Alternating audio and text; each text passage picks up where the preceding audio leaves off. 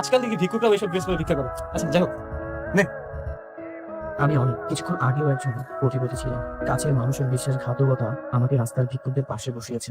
আমার খুব ইচ্ছে ছিল গরিব মেয়ের সাথে বিয়ে করে সুখের সংসার করবো, কিন্তু আমার আশপাশের মানুষ আমাকে সুখী হতে দিল না। জানি না আমাদের ভবিষ্যৎ কি। মেঘলা, দেখ জামাই আসছে। কালকে এতবার করে কল করা আজকে আবার চলে আসছে।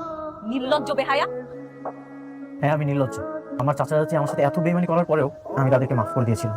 পরিশেষে আমার চাচা চাচি আমার বন্ধু রাতুলের সাথে যুক্ত হয়ে আমার সকল সম্পত্তি নিয়ে নিয়েছিল। তুমি এগুলো কি কইতাছো? ভালো মতো কও তো।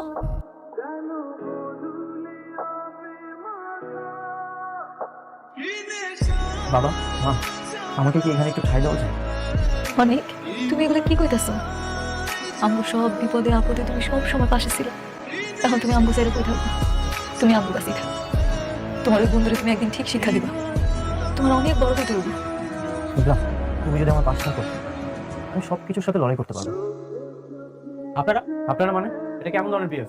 তুমি তোমার মালিককে চিনতে পারছো না?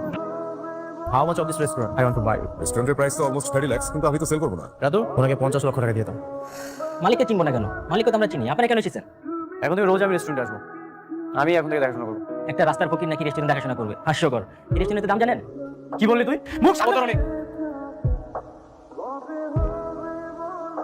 আমার স্টাফের কাছে যদি হাত তোলার চেষ্টা করিস না, সেই হাতটা আমি আস্ত রাখবো। ও তোর স্টাফ মানে? এই রেস্টুরেন্টটা আমার, আমি কিনেছি। ফকির নেই, তুই কি মূর্খ নাকি?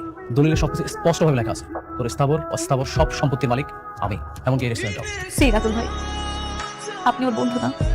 অনেক আপনার জন্য কি করেনি? সেই বন্ধুর লোক এত বড় বেমানিটা করলেন, সব নিয়ে গেছে, নিঃস্ব বানাই গেছে। ভাই, এই রেস্টুরেন্ট অন্তত দেন, যাতে আমরা একটা কিছু করে থাকতে পারি।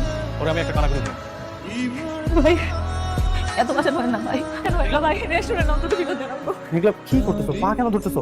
লাগবে না আমার রেস্টুরেন্ট, চলো। তুই তো ভালোই বিজনেসম্যান রে, নিজে না পেরে তোর বউরে লাগাইছিস। কাপড় কিনতে করতে, হ্যাঁ? শোন, একটা কাজ কর, তোর স্বামী স্ত্রী বাইরে গিয়ে রাজমিস্ত্রি কাজ কর। আর যদি সেটা না পারিস তাহলে তোর বউরে দিয়ে অন্য কোনো একটা ধান্দা করতে পারিস। রাতুল, আরেকটা বাজে কথা বলে তোর জিপে আমি কেটে ছিঁড়ে সামনে দাঁড়াই কি দেখছো? এত বড় সাহস, তুই আমার মেঘলাকে এসব বলিস? এই ফকিন্নি দুইটাকে ঘাট ধাক্কা দিয়ে এখানে বের কর। সব হিসাব তোলাদের, শুধু আসলে একদিন ফেরত পাবে। চিন্তা করো না, আজকে যা হয়েছে ভুলে যাও। দেখো আল্লাহ একটা ব্যবস্থা করে দেবে। ভুলে গেলে আমি সামনে আগাতে পারবো।